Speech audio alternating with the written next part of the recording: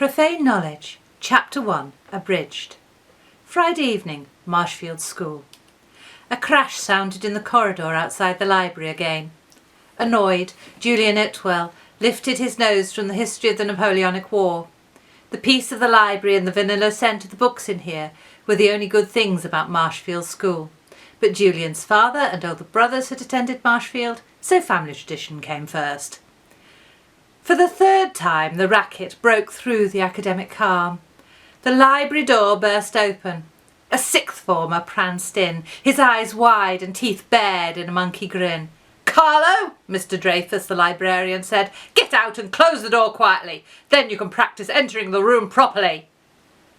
A gang of regular troublemakers strutted in behind Jack Carlo.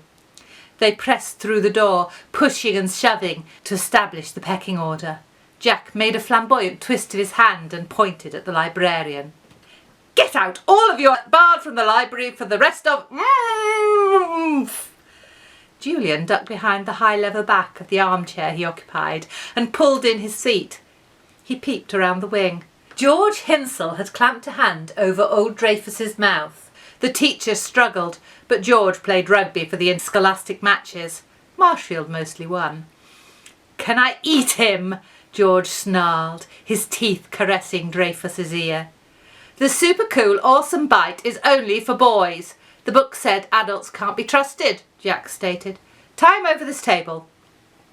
Chairs clattered onto the parquet floor as they shoved them aside.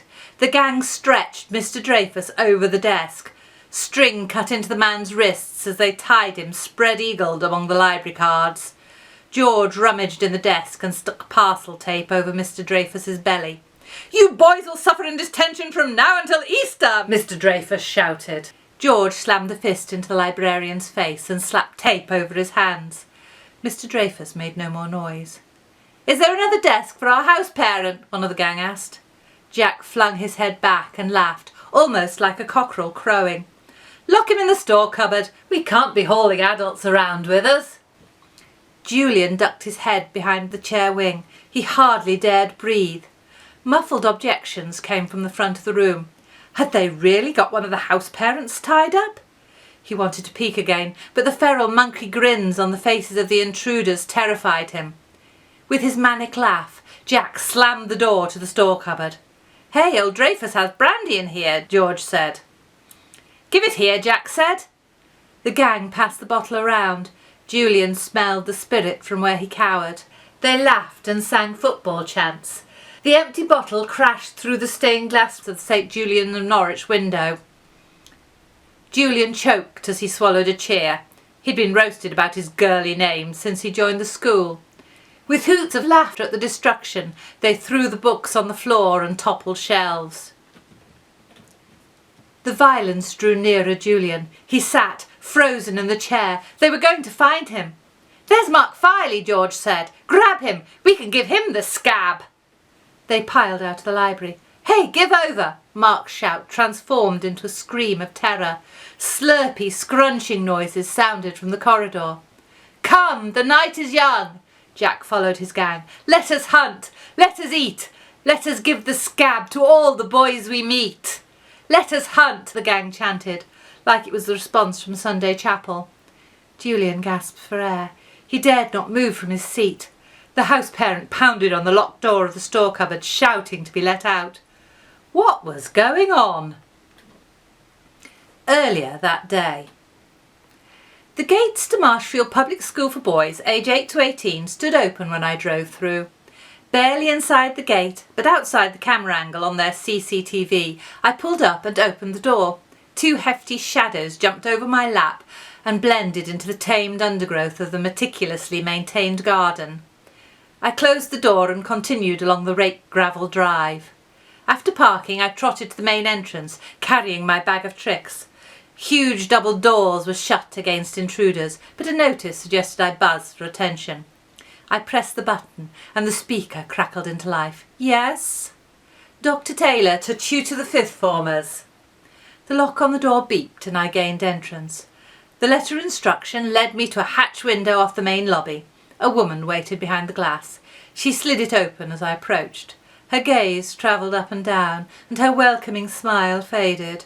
She recognised a non-rich, non-parent when she saw them. Non-parent I may be. I should buy a new suit, but this one hasn't worn out yet. Habits of economy don't fade in a month. Dr. Taylor? She asked, peering over her glasses at me. Yes, I'm here to tutor your fifth formers in their laboratory work. Surprise lifted her eyebrows. I'll inform Mr. Malcolm, the head of science, that you're here, Dr. Taylor. She retreated into a back room. I stood, suppressing my impatience. After about 5 minutes of lonely pacing, a boy appeared around the corner. He came to a halt and stared. A flush ran up from his collar. Dr. Taylor? Yes? Mr. Malcolm sent me to escort you to the lab. I'm Julian Itwell. He spoke with a plummy English accent. What was he doing in a Scottish school? I glanced at the window where the woman had vanished. She didn't reappear, so I followed the teenager. It's this way, Dr. Taylor. I don't think her face got any redder. I'm sure Daddy paid Marshfield to teach social graces to the boy. Even in these single-sex institutions, that had to be a priority. Julian led me up the main stairs. On the first floor, we took a right along the corridor. Battered linoleum rather than carpet covered the floor here. The scent of chemicals drifted along the passage to mingle with the pervading smell of mail. Julian Itwell half turned as he walked, giving him a sort of crabwise gait.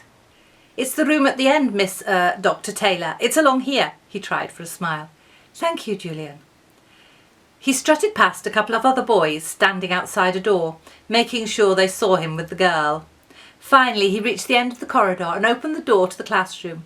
He almost bowed me inside. 5 boys slouched at lab benches. One of them stared longingly at the playing fields where 2 teams of boys attempted to beat each other to a pulp on the rugby pitch. A young teacher stood up and held out his hand. Dr. Taylor, I'm Grenville Decker, junior science master here at Marshfield. His received English accent sounded fake, but maybe that's how he had to talk to be employed here. Pleased to meet you. I hadn't expected to be met by the head of science. Some of them appear upset that the tutor is a woman doctorate. I put up with it. This was my excuse for a nosy round these elite schools. You see, I'm on a mission. Not necessarily from God.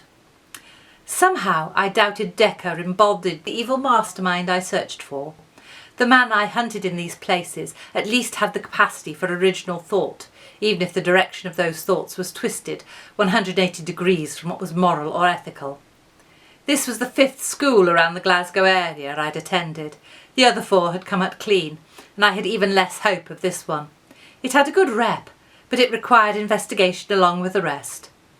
At the end of the afternoon session, these boys had the skills drummed into them that should take them through the practical exams. Once back at my car, I grabbed my water bottle. After a swig, I set off.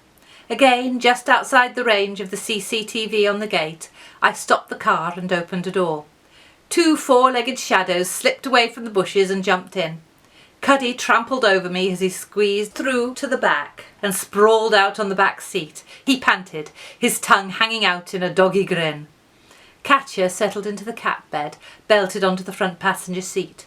She's a melanistic lynx with an oddly long tail. I continued down the drive. Anything? I asked with little hope. Not an original thought in that place since Victoria came to the throne. Now you think I'm a crazy catwoman talking to her pet children, don't you? Katya pinned down her tail to wash it. Cuddy pulled in his tongue. Something smelled odd. A talking dog, and it's not been on a talent show? He's also a black wolf with a slight green tinge to his coat. He's right, Katya said. It didn't smell like the other places we went to. We drove along as I considered their words. I'd back Cuddy and Katya to smell out anything. Marshfield School needed closer examination, after all.